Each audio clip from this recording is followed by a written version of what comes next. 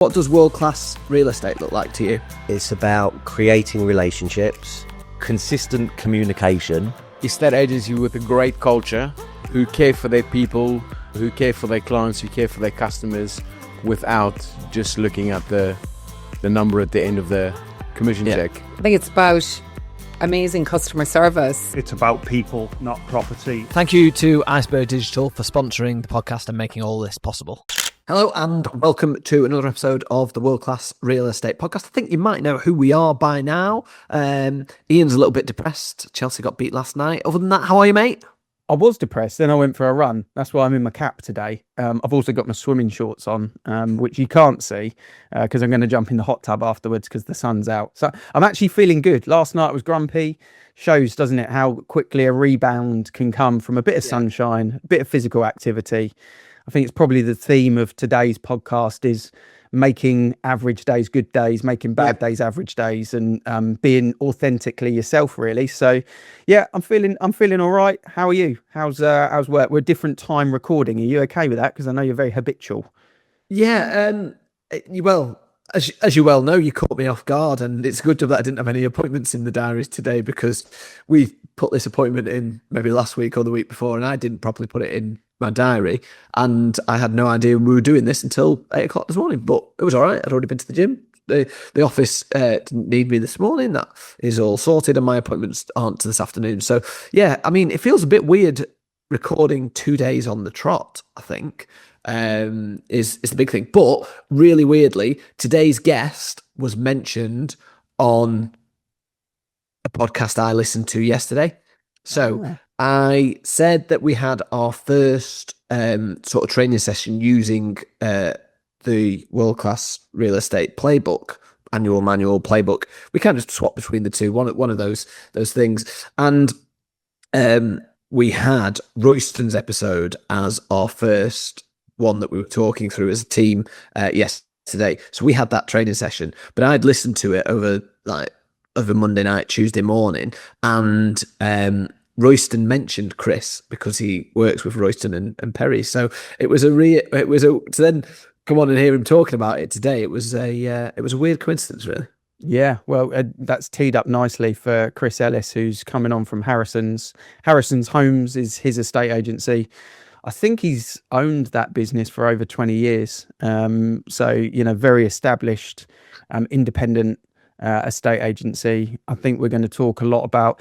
Chris has been doing a lot of blogging authentically on his Facebook page, and I'm going to talk to him a lot about that and what's going on there. And I've really personally enjoyed the authentic nature of that, because in a world at the moment where a lot of AI is used, a lot of content is going out there that I don't believe is authentic, a lot of content with an agenda, and I'll ask him, is there an agenda behind it? And I'd be interested to know the response on that as well. What is the angle on that? Is there an angle on it, or is he just doing it?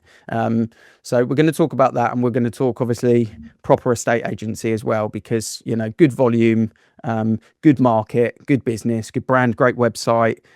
We're connected through the life cycle community ourselves. That's how I first met Chris. But yeah, I think he's going to be a great guest for listeners today.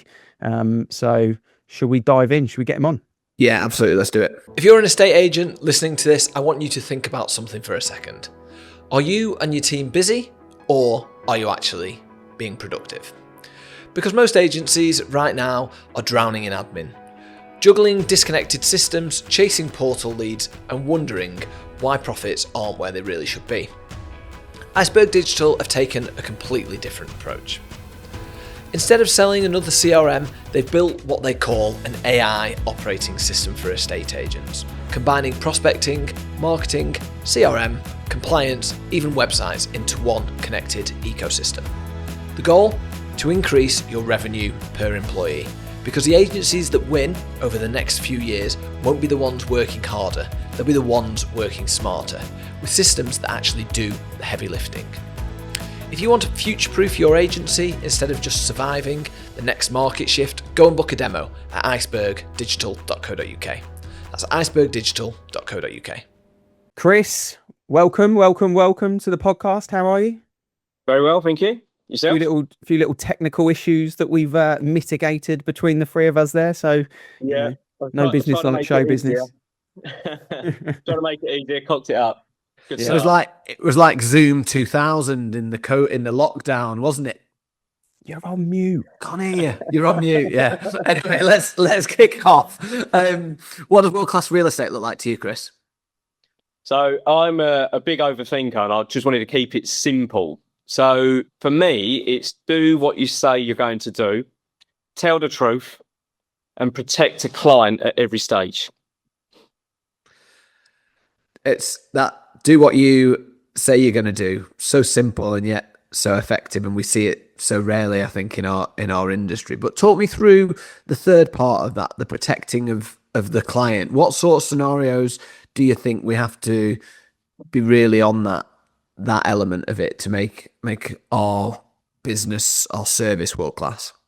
I think when you go back to it, this is all sort of transpired from when I first come into the industry. So if I go back to when I started in 2004, I was actually quite proud to be an estate agent at the time, but I didn't actually realise how bad our industry was. And I think over time it's got better. I think it has improved, but it's even like now, like in a couple of examples, like I had a conversation with a client the other day, and they bought it a couple of years ago. And that was at the point where obviously there was a bit of a height in the market. Looking at where we are right now, there's several other properties on the market at a lower price. The other agent's gone in with, oh, you've spent X, Y, and Z, and they put a higher price on it. And I've gone under what they said. And it's like, you know exactly what's going to happen later on down the line.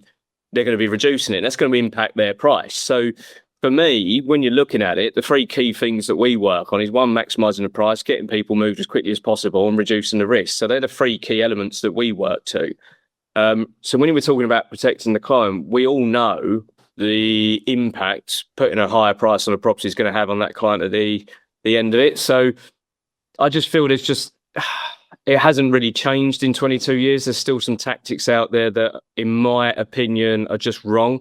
And when you look at that, is it protecting the client? Because having those honest conversations with people, it does sometimes impact the sort of listings. You don't get the properties on the market. But for me, as I said, trying to keep it simple, looking after the client, do what you say you're going to do, call people back. They're just all the basics of a estate agency that just go wrong in our industry, personally. The first point is something that I lived and died by as a branch manager, young branch manager in my early 20s, with the team in a town called Bracknell, which is like ex-local authority, 1960s, 3-bed terraces, garage in a block. We get one of those, we ding it out all day long, no problem at all. But the marketplace wasn't expecting the world from us. All we needed to do to be better than the competition. And as I said, every, Monday morning meeting, Friday wrap up, look, just do what you say you're going to do. Don't overpromise on the valuation. Don't send us up the garden path, for the guys in the office when you go out and do the listing. And if you say you're going to call them back at the end of the day, you call them back at the end of the day. No news is fine. No news is fine. But if you say you're going to do something, just do it. And it's a bit of a kind of recipe for life, right? As well, I think. 100%. And so when you, again, obviously the key thing, you well know, Ian, that I'm a massive advocate for gazelle and reservation agreements. And I think this is something that should be just mandated throughout our sector. And we had a classic example. I was on the phone to Liz first thing this morning on a matter. I've been through so many situations where and the first part of the reservation agreement for me, if somebody is all up for it and then changes their mind, already that there's going to be an issue later on down the line. And she was questioning the reservation agreement, and ultimately it got to a point where she was like, oh, if I change the terms of the agreement, I go cash to mortgage, does it impact me? You already know that 4, 5, 6 weeks down the line, we're going to have a problem. So looking at it, there's so many people that I've spoken to. Like, oh, don't worry about it. We don't want to lose the deal. But I know 6 weeks down the line, we've got a problem. But because it's not well known and people aren't doing it on a day-by-day basis, it makes it very difficult to explain to a client that this is the right thing to do. And especially if something's been on the market for a little while, do you go with that offer or do you not? And then there's half of me that says, oh, maybe we're not going to get anything else. But then the other half is like that. I know we're going to have a problem in exchange of contracts, and they may well pull out or hit the wrong price. So for me, that again, that's another example. But again, we could probably go into quite a lot of it about protecting the client, couldn't we? Yeah. If they're the only offer in town, though, client takes it 99% of the time, don't they? Yeah, it's very difficult then to say otherwise. Yeah, I saw I think Rightmove sent out their email yesterday for the monthly statistics. You guys probably got it as well. And the email comes through and you got the kind of the summary, but they always have the 3 graphics, don't they? The kind of 3 metrics. And year on year sales down 2%. It's the first time I've seen a negative one of the graphics for quite some time, actually. You know, for the best part of over a year, I would say now they've all been, metrics have been up, buyers up, stock up, sales up. But actually sales were down 2% over the last 4 weeks year on year, which is the first time you see that. So when you're looking at those offers and you're kind of protecting the client, doing what you say you're going to do, I think that's the sort of information that needs to be shared in that scenario is look, less sales are being agreed than what they were last year. And last year wasn't a pop-in year. It's not like we're kind of in a different place at the moment. So it is something to bear in mind, because I think once you've got those key metrics in place to say, look, interest rates with the mortgages have gone up, everyone's ISAs and stocks have gone down because of the war, obviously, in Iran, sales are reporting that they're down a little bit. My job is to protect you. And in my view, this offer is $5,000 away from where you want to be. I think you should take it now, because in 3 months' time, it could be $10,000 away. And you can only advise that, can't you? What they do with that information is entirely up to them. But I think as an industry, we're so weak of giving the facts because we're so good at giving our opinion. And I think that's something that is probably a big difference in that circumstance. Talk me through the reservation agreements, Chris, as well, for your business. How has that changed things? When did you really implement those and become passionate about kind of using them within the group? So I get on very well with Brian Mansell. I had him come in as for a training session pre-COVID, and whilst we were in COVID at home, he actually gave me a call and said, "Look, I've got a potential solution now for you. This is what we're working on. Are you interested?" I'm all in. That first year was really difficult because, again, it was one of those that, because it was so new and it wasn't well known and it was abnormal, and it probably still is abnormal to a part.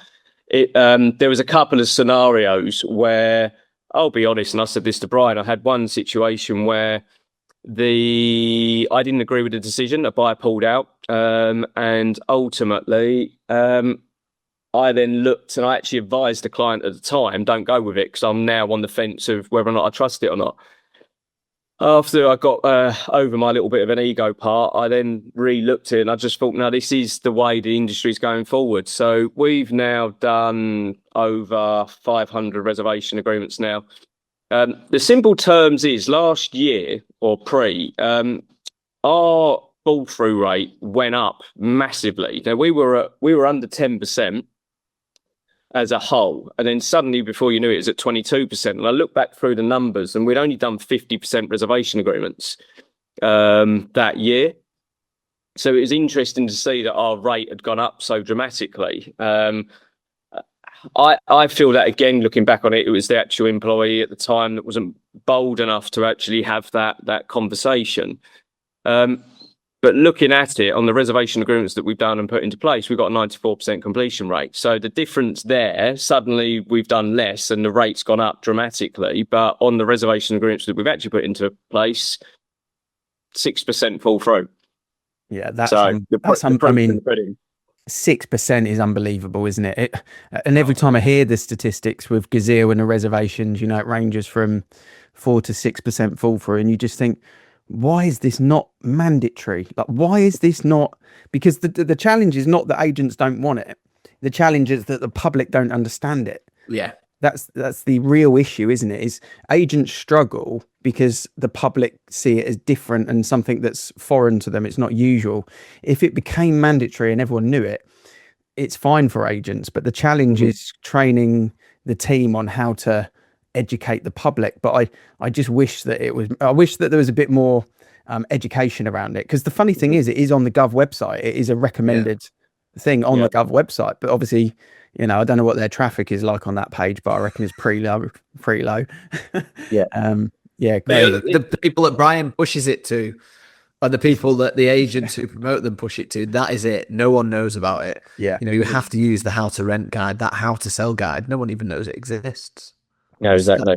Yeah. That's really frustrating because we've done Gazelle and we've not done very many, and the struggle has been in educating and pushing through. And I know Sean Adams, who's in our mastermind, is a massive fan of it as well. But he says you've got to stick it out. You've got to do it for a few years because you've got to educate the team and the public to want to do it. Did you find that the cost of the reservation agreement was ever problematic? How do you split it? Yeah, so originally when we started it off, obviously it was quite easy because 2021 obviously was when the market shot up. So it was simple. You'd have one of 10 offers that you could pick. And it's a case of, right, all the money goes on. Actually, I tell you what, we changed it both ways. So originally we put it on the buyer.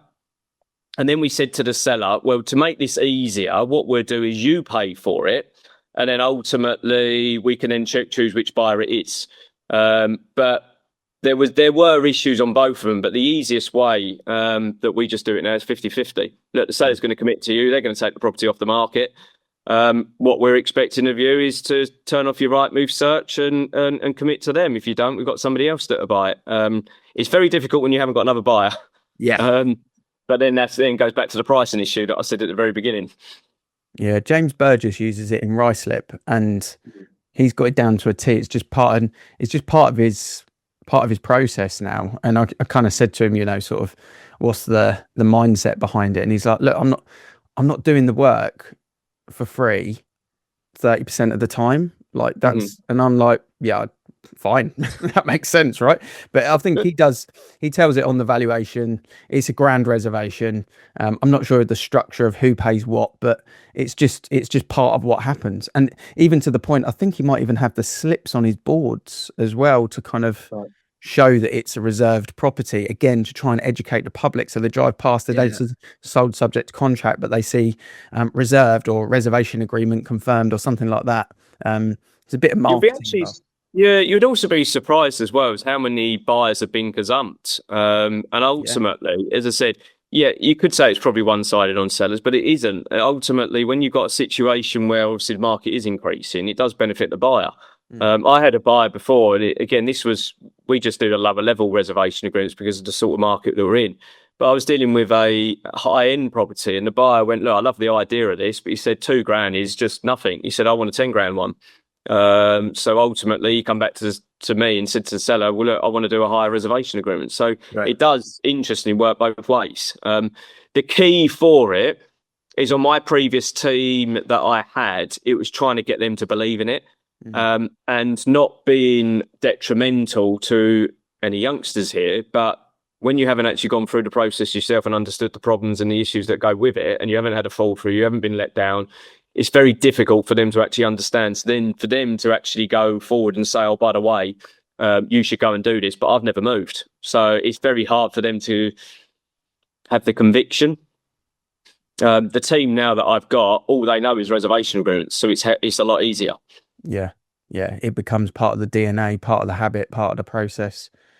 Just pivoting slightly away from direct agency and reservations. By the time the pod goes out, you'll have blogged. I'm calling it blogs. I see it on your Facebook page. Daily thoughts, and you'll be over 200 of those. You know, I don't know whether the plan is to do it for a year or just do it indefinitely, but I've really enjoyed. I don't obviously see them all, but I depending on the algorithm and the feed, but I do see a lot of them. And they're totally raw and authentic. You know, some days a good day, some days a bad day, some days a question day, some days an answer day. But just talk me through that journey that you've been on for the last, approaching 200 days of kind of sharing a thought effectively is the way I see it, you know. It's interesting actually, because I hate social media. I've been one of those that all through my career, I hate it. But again, from a business perspective, I need to be on it. How did it start? as you well know from my posts, they're quite authentic. So going back 183 days, it was a Friday, and it was at the point where Charlie Kirk got shot. Yeah. And I remember seeing it, and ultimately from that, I was then scrolling, and my feed just become horrendous. And I'd probably drunk quite a bit that night, in fairness. So it was a case of having a few red wines. And then it just got to a point where I was just then thinking, I'm fed up of all this negativity. Like everywhere you look, the news, you're just consuming all this negativity, and your algorithms pick it up. So it was just one of those that I thought, I'll tell you what, I'm going to throw myself above the parapet. It was completely abnormal. And I thought, I'll tell you what, I'm going to just be positive. So it started from a positive note of trying to be positive, but then I got to a point where it's just like, I can't be like this all the time. Like I need to be honest with myself. And then I thought, then I started talking about real life and what it's like. And also one of the key things that it sort of evolved from there is, so one other agent went to me and said, "Oh my God, you're doing amazing. Like, what is it you're doing? Blah, blah, blah, blah, blah. Why are you so positive?" And I went, what you see on social media is not always true. And for me, don't get me wrong, yeah, I'm turning up, but it's not like that all the time. And I feel what sort of spurred me on is the amount of people that, like you just said there, you where was it? Was it Life Cycle that you see, and you pulled me aside and you was like, "I love what you're doing on your daily posts and that." And it's the actual impact it's having on a lot of people is just crazy. So then it's sort of then gone from leadership, mental health. I've had people reach out to me that have basically said, "Oh, how you're being so open. Like, I tried to commit suicide. Obviously, it got quite deep on that front. But you're really helping me at the moment. Seeing somebody like you talking openly about it is actually really helping me to carry on." So I don't know where it's going at the moment. Going back to your question there are times, don't get me wrong, that I've looked at and I don't want to do it. Probably more times than I have wanted to do it. But once I have a bee in my bonnet, I'm off. So yeah, I don't know where it's going to go, but at this very moment in time, I'm carrying it on. I'm definitely getting into a year, I can guarantee you that, but I don't know if I'll be able to stop there. I think it's something that I'm seeing a lot of engagement on, and I'm sure there's a lot of people that are reading them that aren't engaging as well. They're only engaging, in their private way, which is the beauty of social media. You can publicly engage or you can privately engage by just reading and kind of absorbing the info. But what I've kind of really enjoyed with them, is it just Facebook you're posting them on? You're doing it on LinkedIn as well? I'm not yet. I haven't cracked the LinkedIn, but I need to be probably doing it more on there. So if you tell me I've got to go and do it, then I'll do it.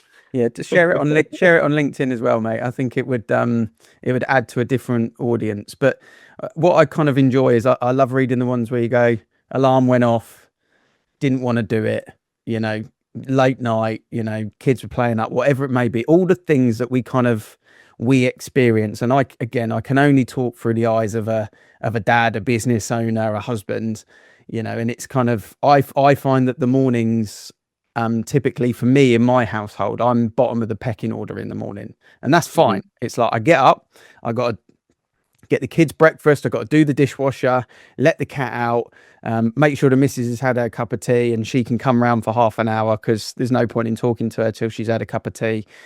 Make sure the kids have brushed their teeth. I won't do the hair, she'll do the hair, get one of them to school, and then it's kind of like, when the kids have gone to school, then kind of my day starts. But having that day, kind of kick off, sometimes it doesn't go your way. Sometimes you do have a rough night. And what I love about your posts is you share that, but then you also share, but I'm going to get the trainers on, or I'm going to get to the business meeting, or I'm going to do that. And it reminds people that, look, everyone struggles a little bit. It's not all perfect. It's not all daisy chains. And you've just got the choice. You either crack on and get the best out of it, or you don't. We had an ex-Marine on, Chris, actually. You'd like this one. I'm not sure when Chris Hunt's podcast is out, but he shared an ABC approach. And he said, look, some days you wake up, you have a C morning. It's crap morning. He all an A, it's not all a perfect morning, but the goal is, I took away from it, can you get to lunchtime and turn a C into a B? Can you get to lunchtime and turn a B into an A? And I kind of adopted that from a recent pod, which I thought it feels similar to what you're looking at with that posting. I think the other thing is as well is I'm a classic for this, and it's every coach or everybody who's spoken to me, I never actually look back on what I've achieved. Like, I'm always thinking forwards. And how many times do you tell people, oh, look, you need to actually take note of what you're doing? And I think one of the things that I look at is because we are always consuming negativity. That last thing at night, how it all started was I had to find the positive. So rather than have all my thoughts going through my head, and I'm an overthinker, as I mentioned earlier, I have to find the positive. So what I then found was I was actually going to bed without all this stress and worry, because I was actually like, oh, actually, I've done quite well today. It's also kept me into a routine and a habit, which I've found very, very powerful, as you well know, with routines and habits. So yeah, all the little negatives that I found myself has helped me massively. So, and it's pushing myself out of my comfort zone, because I hate social media. I love the fact that it started from the positive and then ultimately became really, really authentic, and how it's helping people. And as Ian says, it shows that not every day you're going to wake up and feel amazing. Not every day you're going to, even as a business owner, sometimes you might think, oh, I don't want to go to work today. And do you know what? That's all right, as long as you show up and give your best in that day to the job. And that's the same as how you started the pod, talking about agency. If you can turn up every day, show your best, do what you say you're going to do, don't tell lies, protect the asset, then that's a recipe for success in this business. How have you seen the start to the year? So we're recording this on the 18th of March. It'll probably be out at some stage in April. How have you seen the start to the year business wise, Chris? And what do you think the rest of the year looks like? Well, that's going to be a great question, considering what's going on at the moment. So I follow a lot of data. So I've been tracking the market since 2016, and what I look at is sort of activity online. That gives you a good indication. So if you go back to 2016, where we were like averaging, or the area average was averaging like 200 views per property. And that was when obviously the market where we were increased near on 10%. In COVID, it didn't get anywhere near those sort of levels. It was averaging out about 80 views, but then obviously the market was different. At the very beginning of this year, if you look at what it was in the first 2 weeks, we were already near where we were at the height of COVID. So I was looking at that thinking, well, actually, if I then go back to 2016, we're on for a really good year now. There's a bit more confidence coming back. The thing I was saying back in January, the only thing that I feel that could impact the market this year was something completely out of our control. And it's ironic now that we've got a war going on. So for me, and I'm going to do a video on this today, actually, I was speaking to Viv, who does a lot of our viewings. I said to her, what's the sort of vibe amongst buyers at the moment? And looking at the offers and everything that we're getting in, and how she's talking to people, don't get me wrong, there's a few opportunists. They're looking at the market and they're thinking, I'll tell you what, we're going to come in and we're going to lowball the seller. But generally, the activity is still quite positive and buyers are still quite upbeat. Could that change once the negativity and the news get hold of, oh, this is going to now impact, rates are going up, whatnot? I don't know. But at this moment in time, the one thing that I've realised over my career is the market is what you make it. So we can only control, you talked about things outside of our control. We can only control what we can control. How do you work with your team when there is all of this noise and you're looking to create the market and looking to create the positivity? How do you work with the team to encourage them to take the action to make the market a good one? Yeah, it's an interesting one, because again, one of the things that I found creeping in January, being honest, was again, because January didn't, for us from a KPI perspective, if you want to put it that way, we weren't where we wanted to be. And again, I spoke to the team about it, and they went, "Oh, it's January, isn't it? It's quiet." And I was like, "Hang on a minute, where's that come from?" I'm talking the market up at the moment, like you've been listening to me, like what's going on here? But I just feel at this very moment in time, it's just looking at what is actually happening. Like, so, like, we've got a property that we've released. As we all know, if a property's released correctly, then it will sell. We've had one at the moment. We've released at 280, and ultimately from that, we've got double figure viewings. I've already got 10 grand over the asking price as of this morning. Look, it's not quiet, is it? It goes back to price. It's again goes back to managing expectations, isn't it? And for me, if a property is priced right, no matter what market it is, it's going to sell. But for me, it's looking at it. We're on point. It's remaining positive, being honest with clients. We've got through a lot worse. I can get through this. It's easy. Yeah, it's not like a problem market, is it? It's just not. You just wouldn't put it down as it's just not a good market, but it's not a bad market. It's just the market. Like, we've all been crying out over the last 5 or 6 years for stability, a bit of normal kind of playing field. You know, houses come on, buyers register, you wrap them up, they don't sell in 5 minutes, but people are not hitting you for crazy offers all the time. It's kind of like, you know, where the mortgage rates stand, it's around 4%, depending on what you're getting. Okay, well, let's play with that. House prices are going up just below inflation, right? We kind of know where we're at. We're not chasing tail. We know the market, and it's where that's when I think having a thing helps. Like, what are you known for, and what have you got? If it's with your team as a leader, what is the thing that we're working towards? I saw on your website before the podcast that you've got a 12-step process that is in the About Us, is something that you kind of share on the website. Is there any bits in that kind of 12-step process? At Avocado, we shout about the blueprint all the time, and, you know, that's the thing that kind of helps us with our process. Is there anything in that sort of 12-step process that you're doubling down on at the moment, or really kind of accentuating to the clients or to the team that is kind of helping, would you say? Yeah, that 12-step plan has been something that obviously I've somewhat nicked, and I'll be completely honest. Obviously, it was something that Perry I worked with, but I look back on it and I think, to be honest, going back to my 22 years, it's sort of what I've been doing anyway. The thing for me, and what I sort of doubled down, which is not in that actual part, I did a survey pre-COVID. It was about 2018, and where it all stemmed from was the consumer believes that Rightmove sells houses. Like, so I was then looking at that and I'm thinking, well, actually, if the consumer thinks that Rightmove sells houses, how can we sort of spin that around the other way? Buyers would always ask, and it could be one of many ways, like, how long has it been on the market? What's the seller's situation? Has there been any interest in the property? Right. So what I was then looking at from the aspect, and we did this effectively well, and again, for transparency reasons, 2020 was when I really knuckled down on this, because that was probably my lowest point in agency, where I literally had a bit of a breakdown.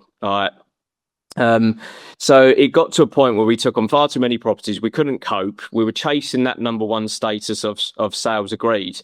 And we got stuck because we couldn't cope. So I then looked at it from the aspect, right, we can't release everything onto the market. And that's sort of where this is then somewhat got written down.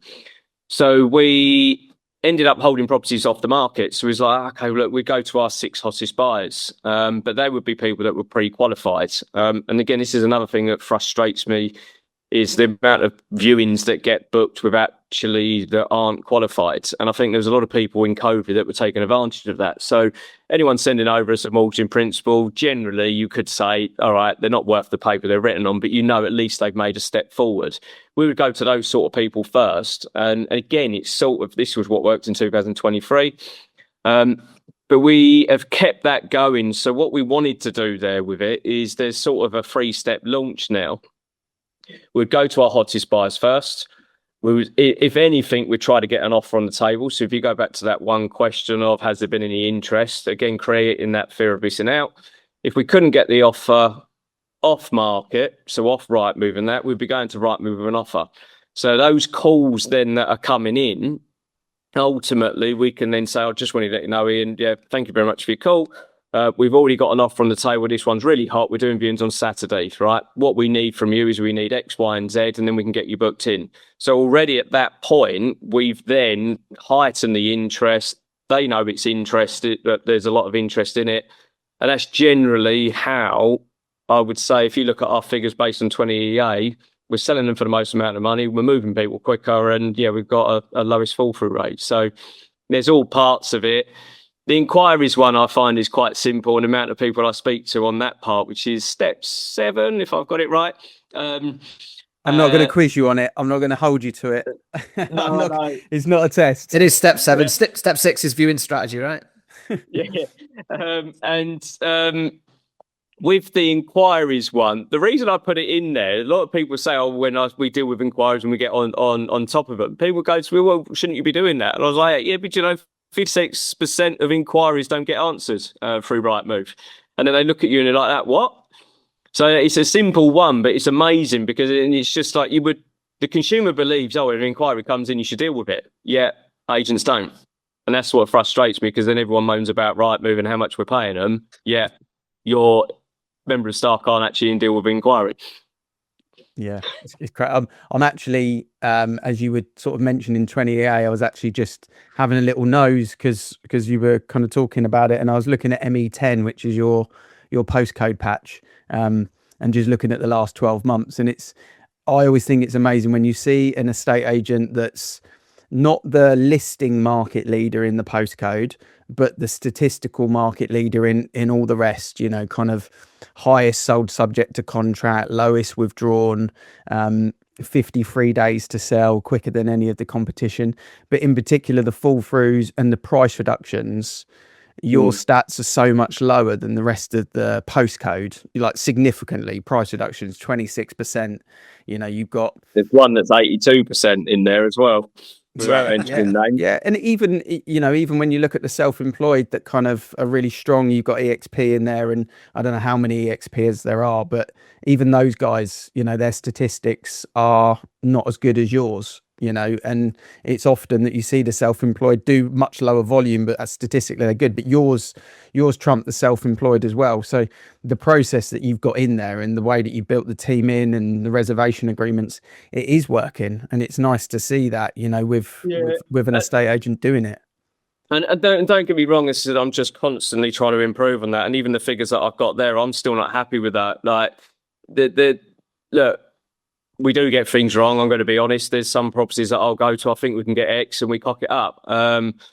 We've taken on a few more than we should have just to get the listing. And it's like, hang on a minute, this is not what we're all about. Like it doesn't go back to what the whole company's about. So we made it. They were horrendous. Well, not horrendous. They weren't great about a year ago. So we've really worked on those. But again, if you look at where we're going to be this year, we'll be even better. So all the things that we do, I feel, do contribute to the sort of figures that we are. It's a difficult one as well, because I hate being second. So when you look at it from a league table perspective and look at sales agreed, it's like that does still agitate me. But then I look at it and go, well, actually, the best thing is for the client. Yeah, not my ego. Yeah, I get that. I'm not competitive at all. Yeah. I'm going to bring Ian back on a point there on the self-employed. Not all self-employed agents are amazing. Just like you have shit high street agents, you get some shit self-employed agents as well. But Chris, you mentioned Perry there. I'm right in thinking you've worked with Perry and Royston on the Scaling Up program. Am I right? Yeah. I was there for a few years. And so that's sort of part of this self-development and personal development journey that you're on, along with the blogging that you're doing. How important do you think it is to, as a business leader, to drive your business forward, to be obsessed with getting better today than you were yesterday? It's interesting because one of my colleagues had said to me, why are you spending all this money when you know what you're doing? And I was like, I probably don't give myself enough credit at times. I am a classic for that, but I just am obsessed it's even I watched the one I listened to in the podcast yesterday. So my post yesterday, the podcast one, you'd be impressed with this, Ian, was I was listening to Cindy on the marketing front, and I'm looking now and I'm thinking our marketing is going to be so much better, but now I'm going down a bit of a rabbit hole. So I can't I have to develop myself, and I have to look at people there that are better than me to improve. Like, I can try and self-teach myself, but the problem is then I've got a family and then they will get neglected. So trying to find a balance. But I think it's just so important. At the end of the day, like the classic one is that I've been in it 22 years. What does that mean, really? If you're stuck 22 years ago, you've not really improved yourself, have you? So, yeah, I love it personally. I think it's massive. I think there's a lot of frustrations I have, and it's only because of sort of my experiences. A lot of people look at you and go, "Oh yeah, look at you, look at where you are. You're a business owner, blah blah blah. I want to be where you are." Yeah, I was working 100-hour weeks at one point. Like, you're not going to get that from a 9 to 5, and it's down to you. But you keep telling me you want to improve. Well, what are you actually doing to improve? It is one of our values, but key for me is then stop moaning about life, or stop moaning about earning money, or stop moaning about this if you're not actually going to do anything. Does that answer that? I do waffle. Sorry. Yeah. I think it does, and I think it's similar to a podcast we recorded yesterday where I'll use a different phrase to it, but everyone wants to get to the view at the top of the mountain, but no one wants to climb it, and that's kind of the way that I look at it at the moment. Is we're in that world at the moment where if it's not booming, you got to get climbing, and sometimes the way that you climb is you see the path and you just start taking action. You just start taking steps. But sometimes we don't have the path, and that's where education comes into play. Sometimes you need the new information. You need to read the map to know where you're going, and that's the training and that's the development. And I think for me, if I use my example, last year I felt I knew the direction I needed to go. I knew the path. I didn't do any additional training outside of the mastermind that I'm in with Mark, and actually I only did half of those last year because I was very focused on the direction. What I've noticed this year is I need new skills and I need new information, and I haven't set my goals for this year. I've only set half of them, and I've done that militantly for the last 11 years. And I'm questioning, why haven't I set my goals this year? And, we're kind of almost at the end of Q1 already. And that's because I need that new information. And I think that's what education gives us sometimes, is that new information to go the route that you're sort of not aware which direction to move in sometimes. I think the other thing is as well, and I relate this to one of my posts. I look at running as a great example, and you'll know this, Ian. If you want to get to 100 miles, you have to train. You can't just go from 0 to 100 miles in one day. There's no, well, you probably could, but generally, but generally, you have to train to get there, don't you? You can't get there overnight. So this is how I look at it in the same in business, in life. Like, you have to train to get to your destination. Yeah. I saw someone on my run this morning. I just started back up running, and they said, "Oh, I thought you were injured at the moment with a back injury and not able to run." And I said, "Yeah, I am." And we just both laughed. But I genuinely believe this, whether you're doing couch to 5K or couch to 100 miles, it's really the same process. Like, it doesn't change. You've got a goal, you need to put a plan in, and you need to commit to it.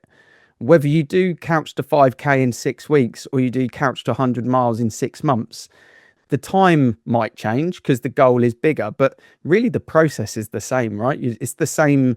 You've got to follow a plan and you've got to stick to it. And on those days that you've, blog about where you don't really want to do it, well, you got to do it. I didn't really want to go for a run this morning. I got a late night last night. I watched Chelsea get battered by Paris Saint-Germain. Didn't have a good night's sleep. Woke up grumpy. Put my shoes on. Went for a run. Didn't feel good for a mile and a half. Back was a bit sore, but the 5 miles got done because we do the work. That's how we get to the goal. We do the work. Yeah, that's the task of the day, isn't it? At the end of the day, you've now got that out of the way. the rest of the day's easy. Yeah. Turn a C day into a B day. So just finally then, Chris, let's talk about discipline, because you've talked about habits, routines having that effect. Any particular hacks you've got in terms of making a new routine and a habit and making it into that disciplined part of your life, just before we go? It just goes back to that one word that is just been everywhere I look now, is consistency. It's I don't know if it's just now a word that is overused, but for me, there are days you don't want to turn up. But for me, cracking on and just pushing yourself out of that comfort zone daily is the key for me. I don't know if that's really answered that, but it's commit to it. Say you're going to do that and commit to it, and then, as I said, there are days you're not going to want to do it, but just do it. We were WhatsApping, Chris, before the pod this morning, and I said to you, we'll just keep it simple or something like that, and you said that's pretty much my answer to your first question.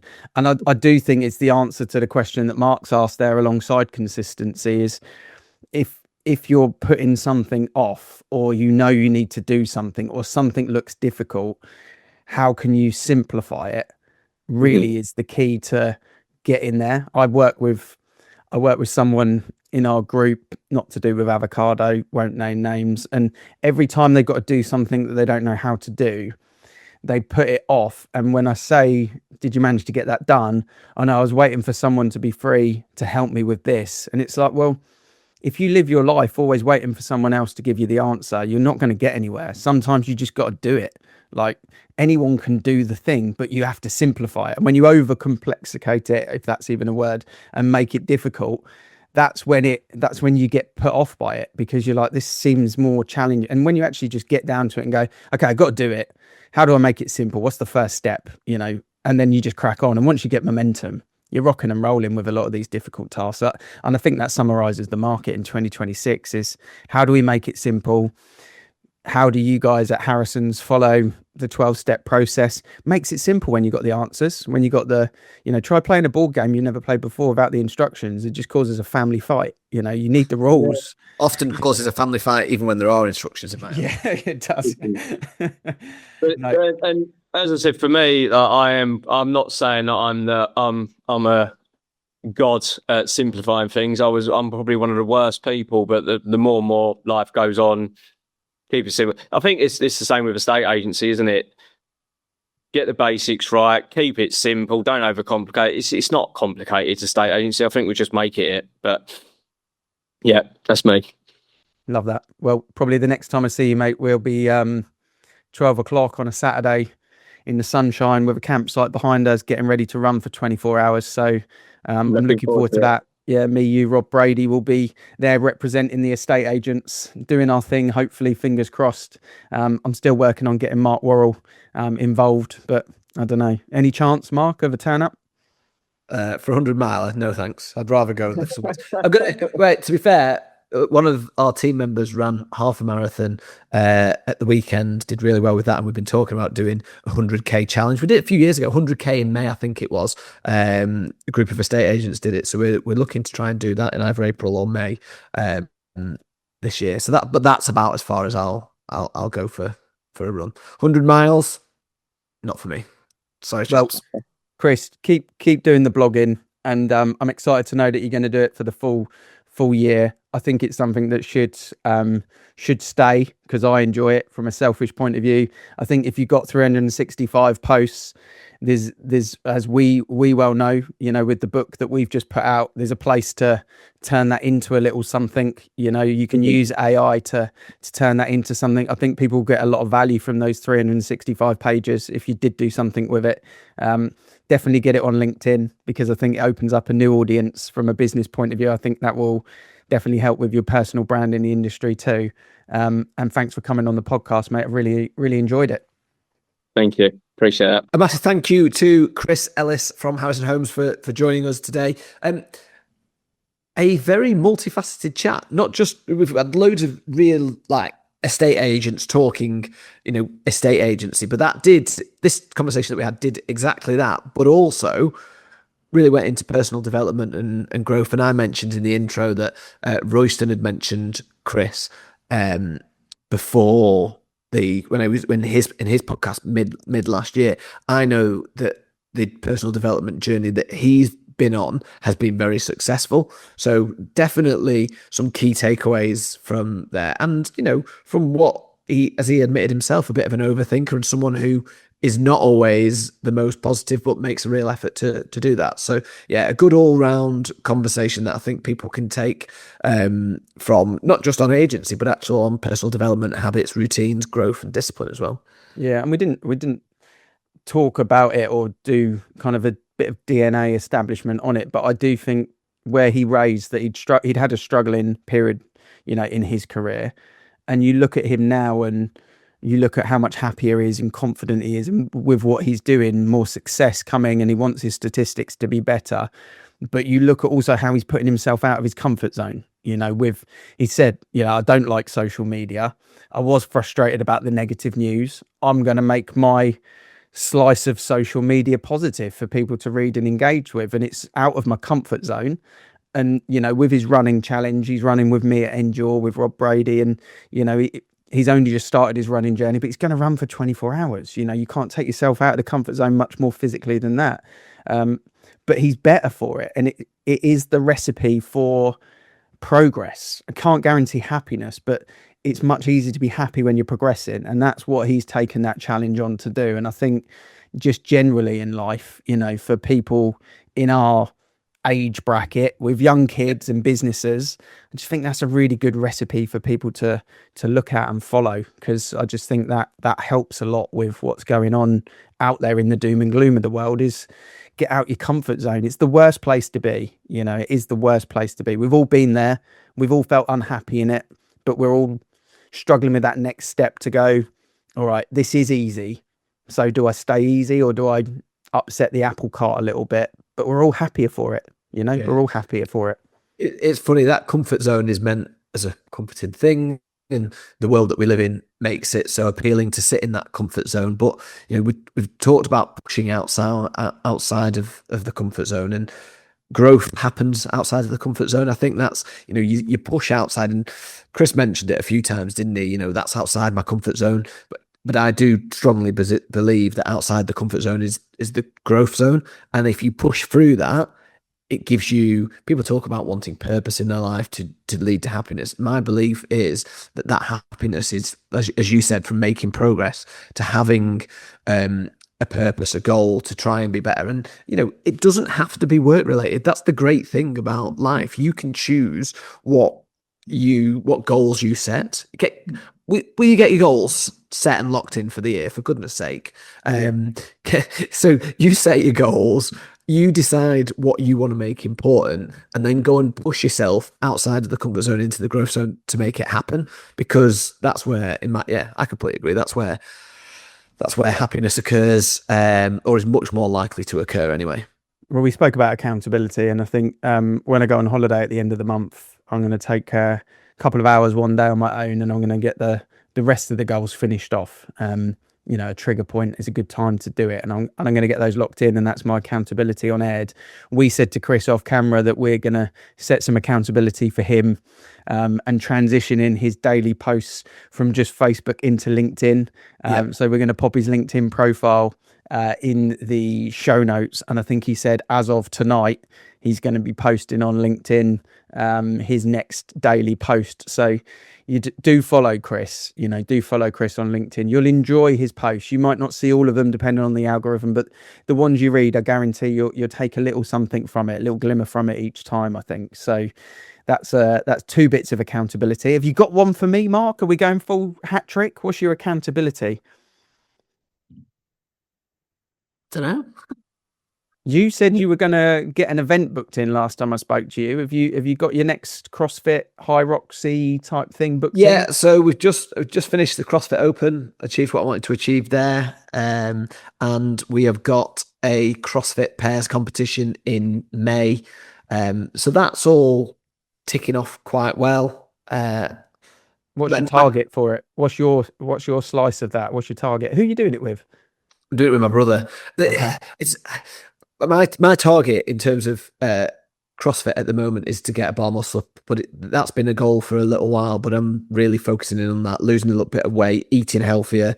I started some portion control basically on diet. So my accountability is let's get down to 75 kilos by the time I go on holiday. There we go.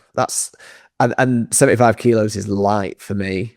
But that's where I've been once before when I was seriously onto diet, not fitness. So fitness is fine, but diet. And I'm almost back there, making progress. So I think I've lost 2 or 3 kilos since the start of the year. So another 4 to go. There we go. Well, we've locked it in. 3 bits of accountability. If you're listening all the way through and you're thinking, right, what's mine? Share it with us somewhere. Yeah, absolutely. WhatsApp me or Mark, or DM or comment on one of the social posts. Chuck it in a review on Spotify or Apple. We'd love to hear what your accountability is, and maybe we'll do an episode around accountability next time. It's just me and you on and talk about how we commit to those accountability things as well. I think it's probably a good time to do that. We've got Q1 pretty much out the way. What does the year look like? We've got Easter round the corner.